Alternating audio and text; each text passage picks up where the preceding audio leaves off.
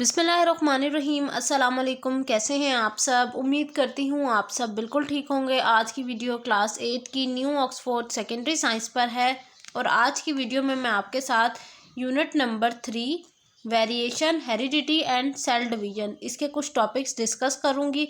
तो आपने वीडियो को एंड तक देखना है। वीडियो अच्छी लगे तो लाइक कीजिएगा। इसके अलावा चैनल को सब्सक्राइब करना हरगिज़ मत भूलिएगा। सब बच्चे पेज नंबर 37 को ओपन कर लें। चलिए स्टार्ट करते हैं। सबसे पहले हम ये ग्रीन ब्लॉक पढ़ लेते हैं। Before you can start to build a house you need 2 things. घर बनाने से पहले आपको 2 चीज़ें सोचनी पड़ती हैं या 2 चीज़ें आपके पास होनी चाहिए। A plan of the house, घर कैसे बनेगा उसका एक idea. A supply of building material, इसके अलावा जो जो चीज़ें बनने के लिए इस्तेमाल होंगी, जैसे कि ईंटें हैं, इसके अलावा रेत है, ये सारी चीज़ें भी आपको प्रोवाइड करनी पड़ेंगी। The plans tells you how and where to arrange the building material, इसके अलावा इस प्लान के ज़रिए हमें ये पता चलता है कि हमने वो मटेरियल जो घर बनाने के लिए इस्तेमाल करना है वो किधर पहुंचाना है। Similarly when a new organism is build, इसी तरह से जब एक नया जानदार वजूद में आता है, a plan and a building material are needed. एक मतलब प्लान, एक आइडिया और इसके अलावा कुछ बिल्डिंग मटेरियल्स की ज़रूरत पड़ती है। The transfer of information that controls the structure, characteristics and behavior of the offspring from its parents is called heredity. Heredity क्या है? वो तमाम मालूमात का एक जगह से दूसरी जगह जाना, जिसकी जो बुनियाद बनता है किसी नए जानदार के स्ट्रक्चर की, उसकी खूसूसियात की, उसके बिहेवियर की, जो कि पेरेंट्स से उसको, वालदेन से उसको मिल रही होती हैं। सिंपली अगर मैं कहूँ कि वालदेन से जो जेनेटिक इन्फॉर्मेशन ट्रांसफ़र होती है ऑफ स्प्रिंग तक, उसे हम हेरिडिटी कहते हैं। अब पढ़ लेते हैं जेनेटिक्स। अब मतलब मेन हमारी रीडिंग स्टार्ट होगी। Genetics, the branch of science that deals with the study of genes and heredity is called genetics. Science की वो ब्रांच जिसके अंदर हम जीन्स के मुतालिक पढ़ते हैं और हेरिडिटी के मुतालिक पढ़ते हैं, उसे हम जेनेटिक्स कहते हैं। Genetics tells us how certain characteristics are transfer to the offspring from parents.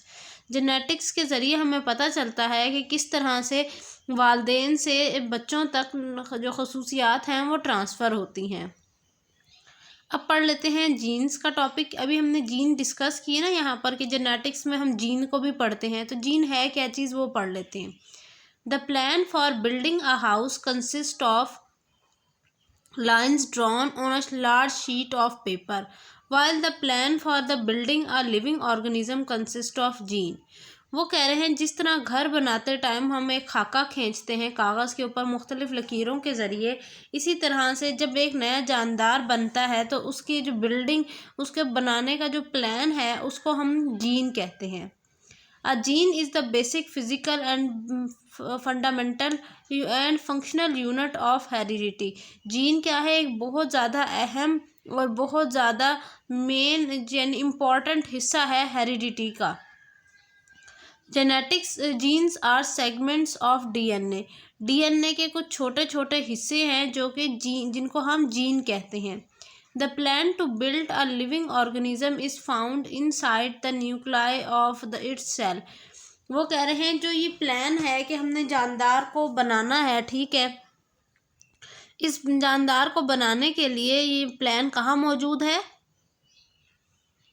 बच्चों? कहाँ मौजूद है आप सोचें? सेल के अंदर। सेल के अंदर कहाँ पर? न्यूक्लियस में।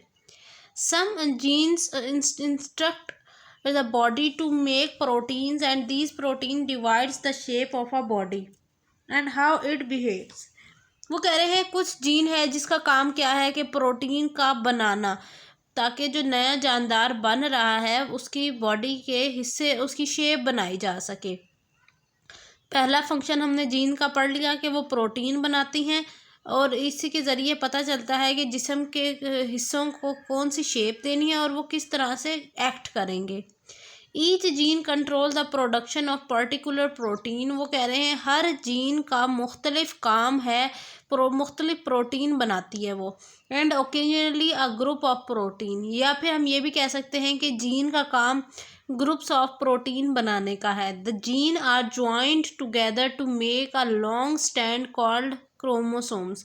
वो कह रहे हैं जो जीन है ना, ठीक है, वो आगे जब काफ़ी सारी जीन्स आपस में मिलती हैं तो वो मिलकर क्या बनाती हैं, क्रोमोसोम्स बनाती हैं। अब ये चीज़ें बेटा आपको बहुत अच्छे तरीके से याद होनी चाहिए। अब आते हैं नेक्स्ट टॉपिक इनहेरिटेंस पर। Inheritance means the transfer of characteristics from parents to the offspring. Inheritance का क्या मतलब है, खसूसियात का वालदेन से ऑफस्प्रिंग तक जाने का अमल। These characteristics are called traits, और इन खसूसियात को हम ट्रेड्स कहते हैं। जैसे कि हमारी आंखें कैसी होंगी, हमारे नाक कैसा होगा, या हमारी स्किन का कलर क्या होगा, ये सारी चीज़ें ट्रेड्स में आ जाती हैं। Next page, DNA deoxyribonucleic acid. Chromosomes and genes are made up of DNA deoxyribonucleic acid, for short DNA। Chromosome और जीन ये दोनों किन चीज़ों से मिलकर बनी हुई हैं, ये DNA से मिलकर बनी हुई है। और DNA is a type of plan that shows how the body of the new organism is to be build.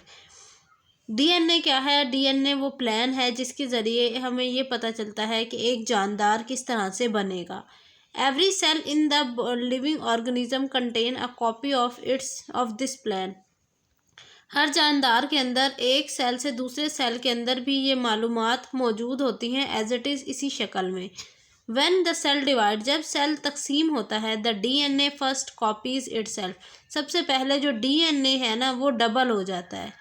यानी देखिए कॉपीज इटसेल्फ लिखा हुआ है ना, कि यानी डबल हो जाता है तादाद में। A copy of this plan is passed from one generation to next. ये जो कॉपी है ना, ये ही कॉपी एक जानदार से दूसरे जानदार तक, यानी एक नस्ल से दूसरी नस्ल तक पहुंचता है। This is the reason we inherit characteristic from our parents. यही वजह है कि हम कुछ खसूसियात हमारी अपने वालदेन से रिजेंबल करती हैं। A molecule of DNA consist of two polynucleotide strand. अब वो कह रहे हैं जो DNA है वो किन चीज़ों से मिलकर बना हुआ है, वो दो पॉलीन्यूक्लियोटाइड स्ट्रैंड से मिलकर बना हुआ है। और ये these strands are coiled around to make double helix structure. और वो कह रहे हैं ये स्टैंड जो है ना वो दो मरतबा उसके इर्द गिर्द टाइटली पैक्ड कर देता है उसको, ताकि ये डबल हेलिक्स वाला इस तरह का स्ट्रक्चर हमें दिख सके। इस तरह का स्ट्रक्चर हमें इसके अंदर दिखता है। और ये DNA हमारा है, और ये DNA में देख रहे हैं ये एक लेयर ये वाली है और एक लेयर ये वाली है। तो ये वाली लेयर इसको कॉपी करती है, और जिसकी वजह से क्या होता है, DNA का स्ट्रक्चर वजूद में आता है। और ये जो आपको कलरफुल स्ट्रिप्स नज़र आ रही हैं, ये बेसिकली क्रोमोसोम्स है। Deoxy ribose sugar and the phosphate group make the backbone of each chain. वो कह रहे हैं इस चेन के अंदर जो है वो क्या मौजूद है, डीऑक्सी राइबोज शुगर और फॉस्फेट ग्रुप। बच्चों ये वाला ये जो स्ट्रक्चर बना हुआ है ना, जिसमें देखें लिखा हुआ है ऑर्गेनिक बेस, ठीक है, डीऑक्सी राइबोज ये, और ये इसके साथ फॉस्फेट ग्रुप अटैच है। These two chains of DNA are linked through nitrogenous base. वो कह रहे हैं ये दोनों जो चेन है ये दोनों किसके साथ जुड़ी हुई होती हैं, नाइट्रोजीनियस बेस के साथ जुड़ी हुई होती हैं। There are four nitrogenous base 4 किस्म की हैं, जिनका नाम एडेनिन है, गुआनिन है, थायामीन है और साइटोसिन है। These basis form pair. ये कह रहे हैं कि ये जो बेसिस हैं, ये एडेनिन, गुआनिन, साइटोसिन, ये सारी मिलकर जो है ये अब बारी बारी जुड़ती हैं। जैसे कि एडेनिन जो है वो थायोमीन के साथ जुड़ता है, और गुआनिन जो है वो साइटोसिन के साथ जाके जुड़ता है। और ये आपस में जुड़ते किस बॉन्ड के ज़रिए हैं, ये जुड़ते हैं जी हाइड्रोजन बॉन्ड के ज़रिए। एडेनिन और थायामीन जो हैं वो 2 हाइड्रोजन बॉन्ड बनाते हैं, जबकि गुआनिन और साइटोसिन जो हैं वो 3 हाइड्रोजन बॉन्ड्स बनाते हैं। ये थी बच्चों मेरी आज की वीडियो। इंशाल्लाह नेक्स्ट वीडियो में आपके साथ फिजिकल ट्रेड्स का टॉपिक डिस्कस किया जाएगा। तब तक के लिए मुझे इजाज़त दीजिए। अपना बहुत सारा ख्याल रखिएगा, मुझे दुआओं में याद रखिए। अल्लाह हाफिज़।